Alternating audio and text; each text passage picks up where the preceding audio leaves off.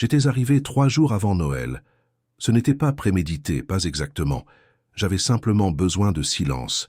L'année avait été difficile d'une manière que je n'arrivais pas à nommer précisément, et j'avais pensé qu'une semaine seule dans les Alpes, loin de tout, me permettrait de remettre les choses en perspective. J'avais trouvé cette cabane sur un site de location, perdue à presque 1800 mètres d'altitude, accessible uniquement par un chemin forestier qui devenait impraticable en hiver. Le propriétaire m'avait prévenu. Pas de chauffage central, juste une cheminée, pas de réseau téléphonique. Parfait, avais-je répondu. C'était exactement ce que je cherchais. Oslo était avec moi. Mon border collie, 6 ans, plus intelligent que la plupart des gens que je connaissais. Il m'avait regardé charger le sac dans la voiture avec cette expression qu'il avait parfois, comme s'il comprenait quelque chose que j'ignorais encore. Le trajet avait été long. Les routes serpentaient entre les sapins chargés de neige, et à mesure que nous montions, le ciel prenait cette teinte gris-blanc caractéristique des hivers alpins. Quand nous étions arrivés à la cabane, le soleil était déjà bas. C'était une structure simple, rondin de bois noirci par les années, toit en pente raide, une cheminée en pierre qui dépassait comme un mât. À l'intérieur, l'odeur du bois froid et de la cendre ancienne. Une grande pièce principale avec la cheminée, une table, 4 chaises, un vieux canapé défoncé.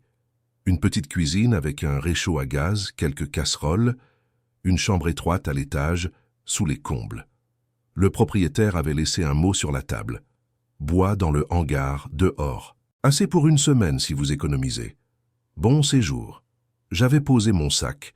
Oslo avait fait le tour de la pièce en reniflant chaque coin. Puis, il s'était installé devant la cheminée éteinte, comme s'il réclamait du feu. J'avais passé la première soirée à installer ma routine. Allumer la cheminée, déballer les provisions, explorer les alentours avant la nuit. Le silence était impressionnant. Pas de voiture, pas de voix, juste le vent dans les sapins et le craquement occasionnel d'une branche sous le poids de la neige. Oslo marchait près de moi, attentif, les oreilles dressées. Nous étions descendus jusqu'au hangar, à une 50aine de mètres. À l'intérieur, des bûches empilées contre le mur, une hache, quelques outils. J'avais chargé du bois dans mes bras et j'étais remonté. La nuit tombait vite à cette altitude. Le premier jour avait été paisible. J'avais lu, dormi tard, cuisiné lentement. Oslo s'était habitué rapidement, alternant entre sieste près du feu et surveillance par la fenêtre. Le deuxième jour, j'avais remarqué le changement. Le vent avait tourné. Il ne venait plus de l'ouest, mais du nord, avec une insistance nouvelle. Le ciel s'était fermé, perdant toute profondeur, devenant une surface plate et grise. Oslo ne dormait plus aussi profondément. Il relevait la tête régulièrement, les oreilles en mouvement, comme s'il écoutait quelque chose que je n'entendais pas encore. Ce soir-là, le 23 décembre, j'avais consulté mon téléphone. Pas de réseau comme prévu, mais j'avais téléchargé la météo avant de partir. Neige prévue pour le lendemain, quantité modérée, rien d'alarmant. J'avais ajouté une bûche dans la cheminée, préparé un repas simple, partagé quelques morceaux avec Oslo. Il avait mangé sans enthousiasme, ce qui était inhabituel. À 22 heures, j'étais monté me coucher. Le vent avait encore forcé. Je l'entendais siffler entre les rondins, chercher les interstices, tester la structure. Oslo était monté avec moi, chose qu'il ne faisait jamais habituellement. Il s'était couché contre le lit, collé contre le bois, et je m'étais dit qu'il avait peut-être froid. Je m'étais réveillé vers 3 heures du matin. Quelque chose n'allait pas. Le bruit d'abord. Le vent n'était plus un sifflement, mais un rugissement continu, une pression constante contre les murs. Je m'étais levé, j'avais regardé par la petite fenêtre des combles. Je ne voyais rien, absolument rien. Ni la forêt, ni le ciel, juste du blanc en mouvement, comme si le monde s'était dissous. La tempête était arrivée. J'étais descendu. La cheminée tirait mal. La fumée refluait parfois dans la pièce. J'avais ajouté du bois, ouvert légèrement la porte pour créer un appel d'air, mais le vent s'était engouffré avec une violence qui m'avait surpris. J'avais refermé aussitôt. Oslo me regardait, immobile près du canapé. Je lui avais dit que tout allait bien, mais je n'en étais pas certain.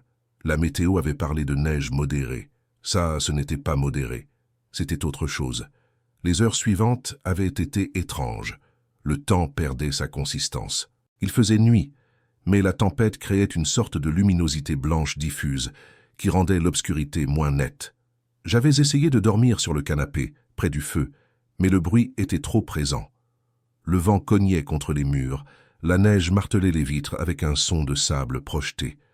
À un moment, j'avais entendu un craquement sourd dehors, probablement une branche qui cédait. Oslo avait relevé la tête, puis l'avait reposée contre mes jambes. Je m'étais rendu compte que je le caressais depuis des heures, machinalement, comme un geste de réconfort autant pour lui que pour moi. Au matin du 24, la tempête n'avait pas faibli.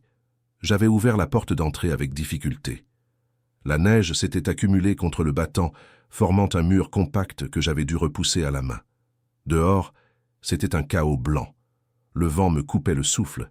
La neige fouettait mon visage comme des aiguilles. Je ne voyais pas le hangar. Je ne voyais même pas les premiers arbres, pourtant à moins de 10 mètres. J'avais refermé. Mon cœur battait trop vite. Ce n'était pas normal. Cette tempête n'était pas normale. J'avais fait l'inventaire. Le bois à l'intérieur, assez pour 2 jours, peut-être 3 si j'économisais. La nourriture, 1 semaine, mais je donnais aussi à Oslo. L'eau, le robinet fonctionnait encore, alimenté par une source en amont. Le téléphone, toujours pas de réseau. J'avais essayé de rester rationnel. La tempête ne pouvait pas durer éternellement. 48 heures, 72 au maximum. Ensuite, je pourrais descendre, ou quelqu'un viendrait vérifier. Le propriétaire savait que j'étais là. Il fallait juste attendre. Mais le froid s'installait. Malgré la cheminée qui brûlait en permanence, la température dans la cabane baissait. Je sentais l'air glacé descendre des combles, s'infiltrer sous la porte. J'avais barricadé les interstices avec des couvertures, des vêtements, tout ce que je trouvais. Oslo restait près du feu, mais je voyais qu'il tremblait parfois. J'avais pris ma propre couverture et je l'en avais couvert. Il m'avait regardé avec ses yeux noirs profonds et j'avais eu l'impression qu'il me jugeait. Pas méchamment, juste qu'il savait que j'avais fait une erreur. La nuit de Noël avait été la pire. Le vent avait encore monté d'un cran. J'entendais la charpente gémir. Les rondins bougeaient imperceptiblement. La cheminée avalait le bois à une vitesse inquiétante. J'avais compris que je ne pourrais pas tenir 1 semaine, peut-être pas même 3 jours. Il fallait que je sorte chercher du bois. Il le fallait absolument. J'avais attendu l'aube ou ce qui y ressemblait. J'avais enfilé toutes mes couches, ma parka, mon bonnet, mes gants. J'avais dit à Oslo de rester à l'intérieur. Il s'était levé quand j'avais ouvert la porte, mais je l'avais repoussé fermement. Je ne voulais pas qu'il se perde. J'avais attaché une corde autour de ma taille, l'autre extrémité fixée à la poignée de porte. J'avais vu ça dans un film, autrefois. Ça m'avait semblé ridicule à l'époque. Le froid m'avait frappé comme un mur solide. Le vent m'avait fait reculer d'un pas. J'avais avancé, penché en avant, les yeux mi-clos. 3 mètres, 5 mètres. La corde se tendait derrière moi. Je ne voyais rien, absolument rien. Juste du blanc, du mouvement, du froid. J'avais continué. 10 mètres, 15. La neige était au-dessus de mes genoux. Je devais soulever les jambes très haut à chaque pas. Mes cuisses brûlaient. Le hangar devait être là. Juste là. Mais il n'y avait rien. J'avais continué encore un peu, puis j'avais senti la corde arriver au bout. 20 mètres, peut-être 25.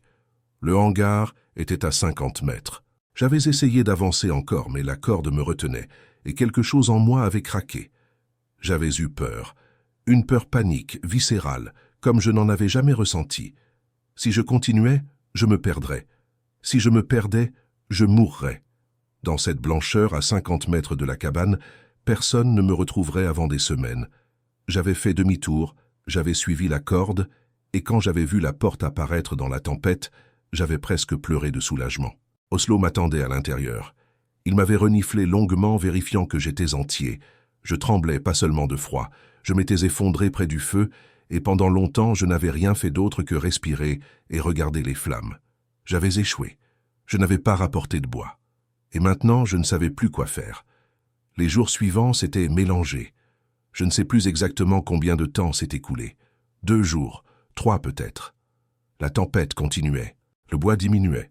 J'avais rationné la nourriture, gardant la plus grande partie pour Oslo, mais il mangeait de moins en moins. Il restait couché la plupart du temps, économisant son énergie. Moi aussi. Je dormais mal.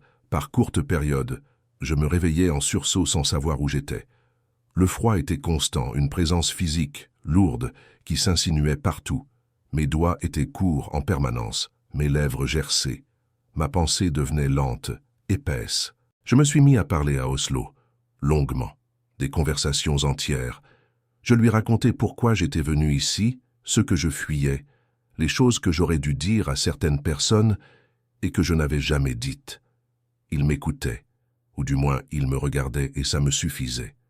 Parfois je m'arrêtais au milieu d'une phrase et je réalisais que je parlais à un chien, que j'étais seul, que personne ne viendrait, que j'allais peut-être mourir là, dans cette cabane, parce que j'avais voulu fuir quelque chose qui n'en valait pas la peine. La nuit où le bois s'est épuisé, j'ai compris que je n'avais plus le choix. Il ne restait que 3 bûches. 3 bûches, pour combien de temps encore? Un jour, peut-être moins. Et après quoi? Attendre de geler? J'avais regardé autour de moi. La table, les chaises, les étagères, du bois. Tout était en bois. Je m'étais levé, j'avais pris la hache que j'avais rapportée du hangar lors d'un précédent voyage, avant la tempête. J'avais commencé par une chaise. Le bruit de la hache contre le bois avait quelque chose d'obscène dans le silence relatif de la cabane. Chaque coup résonnait, m'accusait. Je détruisais quelque chose qui ne m'appartenait pas. Mais je n'avais pas le choix. La chaise s'était brisée en morceaux irréguliers. Je les avais jetés dans la cheminée. Le feu avait repris, vigoureux, réchauffant. Oslo s'était rapproché. J'avais pleuré en regardant les flammes consumer ce qui restait de la chaise. Pas de gros sanglots, juste des larmes silencieuses qui coulaient, que je ne contrôlais pas, que je n'essayais plus de contrôler. J'ai brûlé les 4 chaises cette nuit-là, puis une étagère, puis l'autre. À l'aube, la table avait suivi. Je l'avais débitée méthodiquement, planche par planche, mes muscles hurlant de fatigue. Oslo me regardait faire. Je lui avais dit que c'était bientôt fini, que la tempête allait s'arrêter, qu'on allait descendre, qu'on serait bientôt en sécurité. Je ne sais pas si j'y croyais moi-même. Et puis, dans la matinée de ce qui devait être le 27 ou le 28 décembre, le silence. Un silence soudain, brutal. Le vent s'était arrêté, complètement. J'avais cru d'abord que c'était une accalmie temporaire, mais les heures avaient repassé, et le silence tenait. J'avais ouvert la porte. Le ciel était dégagé. Un bleu éclatant, presque douloureux. La neige avait cessé. Le monde était méconnaissable. La neige atteignait le toit du hangar. Les sapins pliaient sous le poids. Certains s'étaient brisés. Le chemin avait disparu. Tout avait disparu sous une épaisseur uniforme, blanche, aveuglante au soleil. J'avais appelé Oslo. Il était sorti lentement, prudemment, ses pattes s'enfonçant profondément. Il avait regardé autour de lui, puis vers moi, attendant une indication. Nous sommes partis le jour même. Je n'ai pris que l'essentiel. Un sac, de l'eau, le peu de nourriture qui restait. Oslo marchait devant moi, testant la neige, choisissant instinctivement le chemin le plus sûr. Nous sommes descendus lentement, très lentement. Chaque pas était un effort. J'enfonçais jusqu'aux cuisses, parfois jusqu'à la taille. Oslo avançait mieux que moi, plus léger, plus agile. Plusieurs fois, je suis tombé.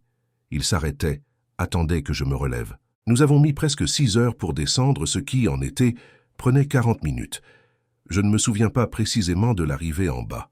Je crois qu'il y avait des gens, des voix, qu'on m'a aidé à marcher les derniers mètres. On m'a emmené quelque part, un hôpital peut-être, on m'a réchauffé, soigné. Oslo est resté avec moi. Personne n'a essayé de nous séparer. Les jours suivants sont flous. On m'a posé des questions, j'ai répondu sans vraiment comprendre ce que je disais. J'étais vivant, mais j'étais ailleurs. Je n'ai jamais contacté le propriétaire de la cabane. Je n'ai jamais payé pour les meubles que j'avais brûlés. J'imagine qu'il a dû les découvrir au printemps, quand la neige a fondu. Peut-être qu'il a compris, peut-être pas. Je ne suis jamais retourné là-bas. Je n'y retournerai jamais. Ça fait maintenant 3 ans. Oslo a vieilli, moi aussi d'une certaine manière. Il dort plus qu'avant, mais il ne s'éloigne jamais beaucoup de moi, comme s'il craignait encore que je me perde. À chaque Noël, il y a ce silence, pas le silence joyeux des fêtes, mais l'autre, celui de la cabane, celui du froid qui s'installe dans les eaux. Je pense à ces jours où j'ai cru mourir, non pas de froid, mais de solitude, de ma propre stupidité, de cette arrogance qui m'avait fait croire que je pouvais affronter la montagne seul, que je pouvais fuir mes problèmes en montant assez haut. Je n'ai pas trouvé de réponse là-haut. Juste d'autres questions. Et la certitude que certaines limites ne doivent pas être testées. Que le silence qu'on cherche parfois est différent du silence qu'on trouve. Khoslo savait, depuis le début, ce que je refusais d'admettre, que nous ne sommes pas faits pour être seuls. Pas vraiment. Pas comme ça. La cabane est toujours là, je suppose, quelque part dans les Alpes, sous la neige chaque hiver, vide de ses meubles. Et moi, je suis ici, vivant, intact en apparence. Mais quand le vent se lève et que la température chute, je sens encore ce froid. Pas sur ma peau, plus profond, là où les cicatrices ne se voient pas.